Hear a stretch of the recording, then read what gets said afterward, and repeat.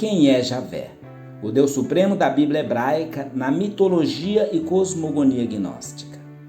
A fonte suprema da criação, o Deus incriado? Um Aeon? Um arconte? Vamos embarcar numa viagem sob os informes de uma outra versão dos relatos sobre o Deus Javé, figura máxima, onisciente, onipotente e onipresente. O Deus supremo do antigo Israel, a divindade superior do judaísmo e cristianismo, que é a versão gnóstica, e descobrir, segundo essa versão, em que posição, na linha do tempo e na hierarquia, aparece Javé, e a dimensão do seu poder e domínio sobre o universo, o cosmos. E agora, Javé aparecerá no topo como o primeiro ser, conforme o Gênesis? Ou teremos nessa narrativa alguma surpresa que ouse pôr em xeque a solidez da credibilidade de uma história que atravessou décadas e gerações de forma imponente e inquestionável, como sendo uma verdade absoluta? Conheça nos próximos e poucos minutos a seguir um outro lado dessa história. Javé é o Deus supremo e onipotente? Ele é um Aeon? Ou é apenas um ser, portador de certo grau de poder? O que você acha? Javé é o Criador não criado? É um Criador, mas também criatura ao mesmo tempo? Ele é apenas criatura somente e não Criador? Como a mitologia gnóstica aborda a existência, poder e domínio de Javé? Vamos aos relatos. Mas antes, se esse tema chamou sua atenção e despertou em você curiosidade e desejo de ir além, considere dar um like nesse vídeo como apoio ao canal e ao produtor de seus conteúdos, pois o que ele vai lhe entregar, com certeza, vai ser de muito valor para o seu julgamento pessoal sobre o tema. Olá, amigos do canal Eike Motivação. Bem-vindos a mais um vídeo do canal, onde vamos abordar sobre a origem, natureza, hierarquia, poder e domínio do Deus da Bíblia cristã, sob a versão da mitologia e cosmogonia gnóstica. E é preferido que você não atribua nenhum julgamento prévio a este conteúdo. Pois lembre-se, porém, não estamos falando de religião, mas de história, e esta sob uma narrativa mitológica.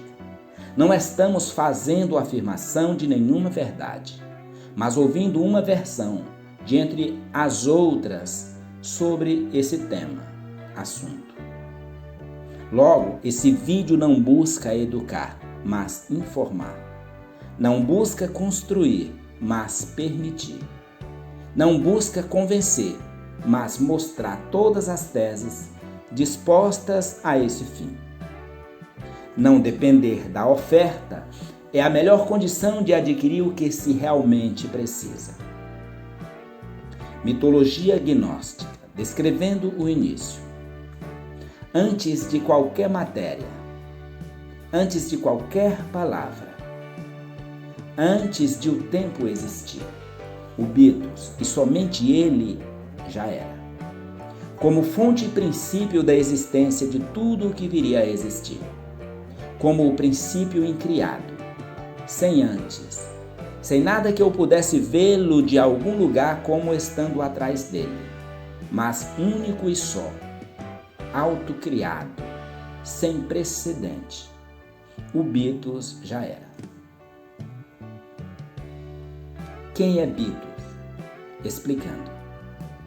Sob vias de comparação, o Bitos pode ser interpretado como o Uno de Plotino, no neoplatonismo, o Ein Sof, da cabala judaica, o vácuo quântico, da física, o Deus de Spinoza, quando visto como a substância infinita, impessoal, que tudo contém, o Pai invisível, dos evangelhos gnósticos, o Deus Pai do cristianismo, para católicos e protestantes. Bitos, do grego que significa profundidade, abismo ou insondável, é a origem de tudo. É o Deus incognoscível, o absoluto, anterior a qualquer manifestação ou criação. Incompreensível e incognoscível, está além do tempo, do espaço, da forma e da dualidade. Ele não pode ser conhecido pela mente humana comum. Resumindo, quanto ao nome, Bitos significa profundidade, abismo, o insondável. Quanto à sua natureza, ele é incognoscível, eterno, sem forma. Quanto à função, é a fonte de toda a existência, origem dos aéons, início da cadeia da criação espiritual. E quanto à representatividade, ele representa o mistério absoluto, a unidade primordial, o fundo silencioso do ser.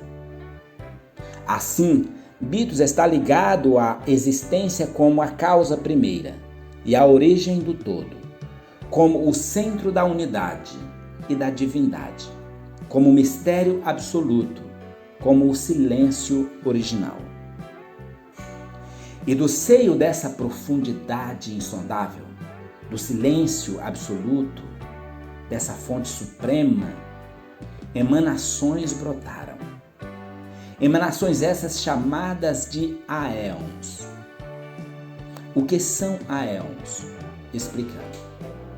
Os aéons são entidades espirituais ou emanações do Ser Supremo, que compõem o pleroma, como personificação ou representação de um aspecto ou atributo específico do Supremo, a fonte que os emana. O que é o pleroma? Explicando. Pleroma, que é uma palavra de origem grega e significa plenitude, totalidade ou completude, é o reino espiritual da perfeição divina, onde habitam os aéons.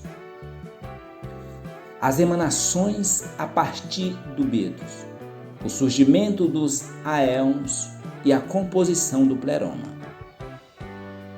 Como base inicial de tudo está o Bitos. Lembrem-se, porém, o Bitos não é um aéon, ele não é uma emanação. Ao contrário, ele é a fonte primordial, a partir da qual as emanações procedem. Nota: os aéons são emanados em pares, sísigs. Composição esta na qual sua forma estrutural dos partes pode ser entendida como se referindo aos princípios masculino e feminino portados por cada aéon, como a fórmula do equilíbrio. Então, como princípio absoluto, temos o Bitos. Bitos, ou profundidade infinita, é o Deus incognoscível, eterno, o inefável. Ele é o princípio não gerado, o absoluto oculto do qual tudo emana. Então, diretamente do Bitos, da profundidade absoluta, surge a primeira emanação, ou primeiro aéons, chamado de protenóia, ou primeiro pensamento. Assim, a primeira emanação, e esta direta do Bitos, é formada pelo par, nous, que significa mente ou intelecto, mais aletheia, que significa verdade. A segunda emanação, ou segundo par de aéons, surgem através do nous e aletheia.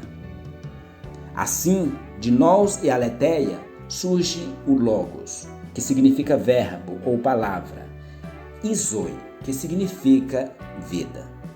Assim, o segundo par é logos, verbo, mais zoe, vida.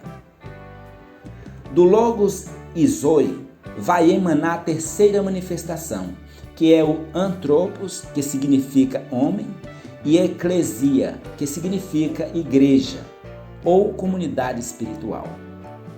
Assim, anthropos, homem, mas eclesias, igreja, é o terceiro par de aéons, ou emanação. Nota: essa manifestação não se refere ao homem e igreja nos termos humanos, mas uma representação, um tipo de modelo ou arquétipo. A quarta manifestação ou emanação é gerada por antropos e eclesia. Assim, de antropos e eclesia surge teletos ou teleses, que significa vontade, e sofia, que significa sabedoria. Assim, o quarto par é teletos, vontade, mais sofia, sabedoria. Este par, gerado por teleses e sofia, forma o último dos 4 pares que compõem o quadro superior, formado pelos principais aéons que habitam o pleroma. Vamos recapitular de forma breve essa árvore de emanações de Bitos a Sofia? Então, Bitos gera diretamente nous e aletheia, ou mente e verdade. Nous e aletheia geram logos e zoe, ou verbo e vida. Logos mais zoe geram antropos e eclesia, ou homem arquetípico e igreja espiritual. Antropos mais eclesia geram teletos e sofia, ou vontade e sabedoria. E, como dito antes, esses 4 pares formam o Okdod superior, os 8 primeiros e principais aéons do pleroma. Concedam-me agora, por favor, uma pequena interrupção, apenas para o necessário esclarecimento sobre a expressão geram, que constantemente aparece. Quando falo que par de aéon X geram par de aéon Y, esse geram não tem o significado de concepção uterina, como advinda de uma relação, mas de emanação. Ou seja, quando digo que par de aéon X geram par de aéon Y, estou dizendo que o par de aéon Y foi emanado do par de aéon X. Ou seja, a palavra geram, que constantemente aparece, significa emanam. Dito isso, prossigamos. Aqui neste ponto vamos fazer um marco, pois ele é de suma importância para a elucidação do entendimento em construção, segundo o tema e via escolhidos para esse vídeo. E se você prestou atenção, acabamos de passar pelo grupo superior dos seres que habitam o pleroma e não identificamos a presença de Javé. Se ele não apareceu no início e não foi encontrado entre os principais seres do pleroma, onde está Javé então? Por acaso Javé não ocupa o primeiro escalão dentro do pleroma? Onde está Javé nessa linha do tempo? Vamos ver.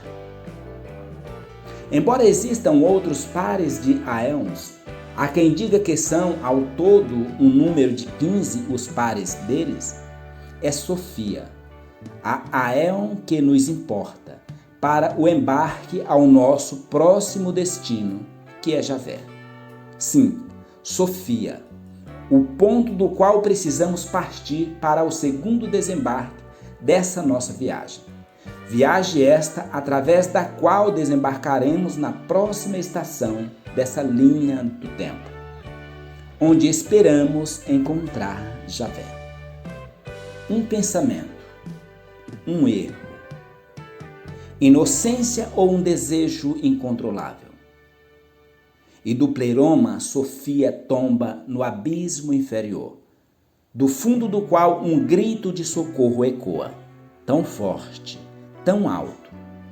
E no pleroma é ouvida a voz do seu grito, o grito de Sofia.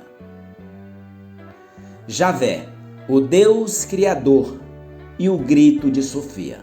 A verdade escondida por trás da criação. Qual foi o erro de Sofia? Qual foi o impacto da sua queda? Para você que está interessado nesse desfecho, não perca o próximo vídeo, pois nele vamos dar continuidade a essa história e desvendar a posição de Javé na linha do tempo, seu poder e domínio real. E para você não perder o desvendado mistério dessa história, inscreva-se no canal e, para ser informado com antecipação, de modo que não venha correr o risco de perder a continuidade desse estudo, ative o sininho e você será notificado no mesmo momento em que o vídeo for publicado. No mais, obrigado por assistir este vídeo até o final. Te espero para o próximo vídeo, quando vamos descobrir, na linha do tempo, onde está Javé. Obrigado pela sua presença. Te vejo no próximo vídeo. Abraços.